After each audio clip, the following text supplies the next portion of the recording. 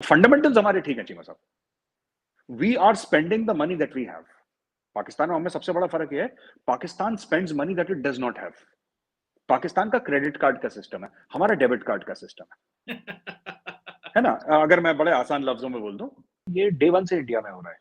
अब जैसे भारत और पाकिस्तान की लड़ाई होती है या भारत पाकिस्तान के बीच में मतभेद होता है, डिफरेंस ऑफ ओपिनियन होता है, तो हम लोग क्या बोलते हैं?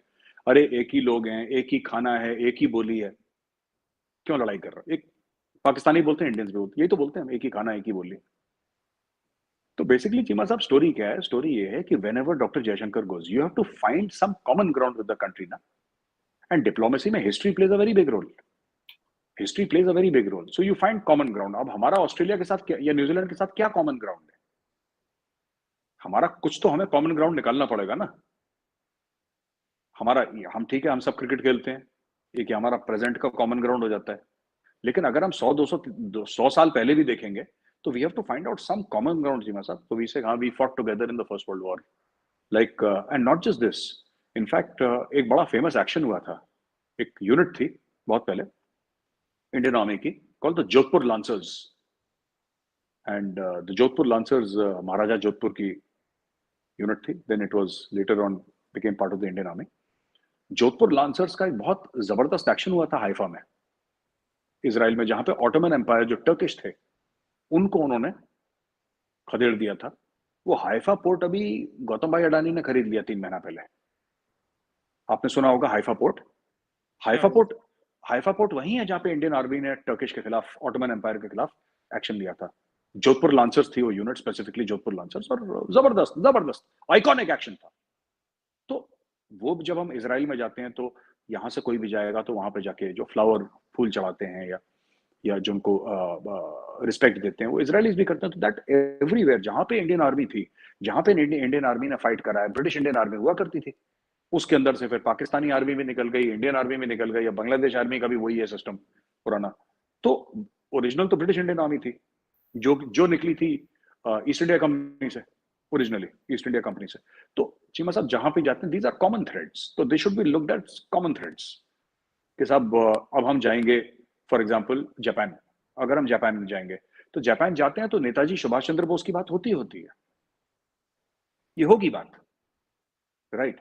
अगर हम चाइना जाएंगे तो ह्यूमन सांग आया था, या पुराने हमारे जितने भी कनेक्ट थे चाइना के साथ हजारों साल पुराने, उसकी बात होगी। तो ये तो चलेगा ना शिवा साहब, ये तो चलेगा। अब हम उधर जाते हैं कैरेबियन आइलैंड्स, तो वहां पे इंडियंस हैं अभी भी। और मॉरिशस में one of the languages spoken is Bhojpuri. वहां पे होली को अभी भी फगवा बोलते हैं, होली नहीं बोलते वहां पे। तो वहां पे जो लोग गए थे एक जमाने में यहाँ से, इंडिया से, वहां पे काम करने के लिए, कुछ दुकानदार थे, कुछ लेबर गए थे शुगर केन फील्ड्स में, या कॉटन जो भी वहां पे उगता होगा, उनको ले गए थे। तो वहां पे वो लोग सेटल हो गए। तो जब हम बात करेंगे मॉरिशस से, तो हम उन इंडियंस की भी बात करेंगे ना जो वहां पे इंडियन मूल के लोग हैं, जो ओरिजिनली इंडियन हैं। तो इंडियंस इन सम वे और the other, when we go to Thailand, मैं आपको एक छोटी सी बात और बता दूं, थोड़ा सा प्रोग्राम आपका लंबा हो गया। थाईलैंड की थाईलैंड की, पता नहीं मेरी आपसे पहले बात हुई कि नहीं हुई, थाईलैंड की जो राजधानी है, जो कैपिटल है, दैट्स बैंकॉक। बट जो पहले थाईलैंड था, जो राजा महाराजा जब एक्चुअली उनके एक्टिव थे, और अब तो अलग मामला है, वहां पे सिस्टम अलग है, उनकी राजधानी एक्चुअली, जो उनकी कैपिटल सिटी थी, वो करंट बैंकॉक से थोड़ा सा दूर थी, उसका नाम अयोध्या है। आप जाके इसको गूगल में लुकअप करिए, अयोध्या। वो अयोध्या बोलते हैं उसको, अयोध्या है। एंड अभी भी जो थाईलैंड का जो किंग है, उसका जो भी नाम हो, वो नाम अलग है, उसका सेरेमोनियल नेम है लॉर्ड रामा द 10th। वो अपने आप को प्रभु श्री राम का वंशज बोलता है, he is Lord Rama the 10th। Angkor Wat में जो बड़े बड़े टेम्पल्स हैं, तो ये जब भी हम जाएंगे, अब आप कनिष्क, जो एम्परर था Kanishka, he ruled over Afghanistan. Afghanistan was part of India, जो भारत भूमि है। तो जब हम जाएंगे तो वो बात करेंगे, आपसे मोहनजोदाड़ो की बात करेंगे, तक्षशिला की बात करेंगे, सबकी बात करेंगे। One small quick question, so India अपने कल्चरल कनेक्शन ढूंढ रहा है for its political reasons as well? नहीं, ये डिप्लोमेसी का पार्ट है चीमा साहब, पॉलिटिकल रीजंस क्या हो जाएंगे इसमें? लेकिन इसमें यह है कि ये सॉफ्ट पावर है इंडिया का। इंडिया का पावर वो नहीं था। जब हम गए तो हम ट्रेड करने के लिए गए, या फिर हम वहां पे, we were never a colonial power.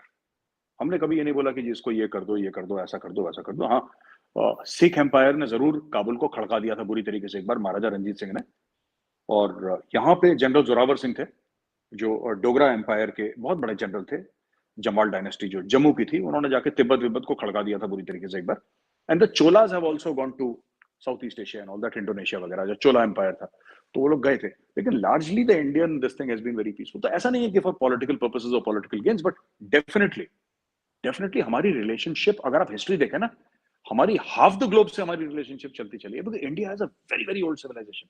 हमारी अब ईरान से आप जब बात करेंगे, हमारा ईरान के साथ बहुत पुराना ताल्लुक है।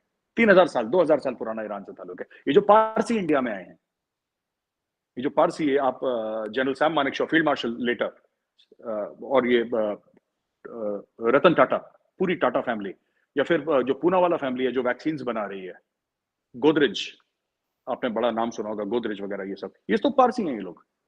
ये कहाँ से है? ये तो ईरान से आए हैं सब लोग। जब वहां पे मुस्लिम रूल आ गया था और इनका वहां पे जीना बिल्कुल ही कहते हैं कि खत्म हो गया था, तो ये लोग फिर आए गुजरात में। बड़ी अच्छी कहानी है कि वहां पे जगह नहीं थी इनको रखने के लिए, तो वहां पे जो लोकल राजा था वो ऐसे मना नहीं करना चाह रहा था। जब इन्होंने वहां पे रेफ्यूज मांगी तो पारसियों को तो मना नहीं करना चाह रहा था वो, तो उसने एक ग्लास भेजा दूध भर के, और ऊपर तक ग्लास भरा था, ये दिखाने के लिए कि हमारे पास तुम्हारे लिए जगह नहीं है। तो पारसियों ने क्या करा कि उस दूध में थोड़ी सी चीनी डाल दी और बोला कि हम ऐसे रहेंगे जैसे शक्कर रहती है दूध के साथ। And this is a true story. तो देखिए, मैं आपको बताता हूँ चीमा साहब कि टूरिज्म की इतनी हद हो गई। मैं तो हर महीने जाता हूँ कश्मीर, है ना। हमारा भी बड़ा दिल कर रहा है कश्मीर जाना है। आप आए चीमा साहब, मैं आपको खुद श्रीनगर ले जाऊंगा, लेकिन हमें लगता है रहना पेड़ के नीचे ही पड़ेगा, होटल के कमरे मिलते नहीं वहां पे, बहुत ज्यादा, बहुत मुश्किल है। मतलब I went 4-5 months back, I remember Pahalgam में एक होटल का कमरा 60-65 हजार रुपए का एक रात का, अच्छा। Indian rupees. हाँ सर, बहुत मारामारी है कश्मीर में। एक्चुअली क्या है कि इन्फ्लक्स ऑफ टूरिज्म इतनी ज्यादा हो गई है, और वो इंफ्रास्ट्रक्चर कैसे होगा वहां पे। Kashmir is very small in size ना, लोग समझते नहीं है। Many Indians also don't know and many Pakistanis also don't know. Kashmir इतना सा है सर, ये है कश्मीर। 80 किलोमीटर लंबा है, 40-45 किलोमीटर चौड़ा है, वो कश्मीर है। उसमें सब लोग घुस जाओ। और टूरिस्ट ने तो, मैं तो कह रहा हूँ कम हो जाने चाहिए टूरिस्ट वहां पे। सर बंदों को तमीज नहीं है वहां पे, वो लेस चिप्स के रैपर फेंक रखे हैं, डल लेक को गंदा कर रखा है। और मतलब ना, take care of your surroundings, थोड़ा सा सिविक सेंस होती है, रिस्पॉन्सिबिलिटी होती है। वो देसी लोग हैं, वहीं पे ठोका, सब लोग नहीं करते ऐसे, बट मतलब मैं आई डोंट लाइक, मैं तो श्रीनगर वैसे ही ज्यादा पसंद नहीं करता, मैं तो आगे निकल जाता हूँ सर, मैं नहीं रुकता श्रीनगर पे। I don't like Srinagar very much, तो मैं तो निकल जाता हूँ आगे। जब मुझे मौका लगता है मैं साउथ कश्मीर, नॉर्थ कश्मीर, बाहर सीधा।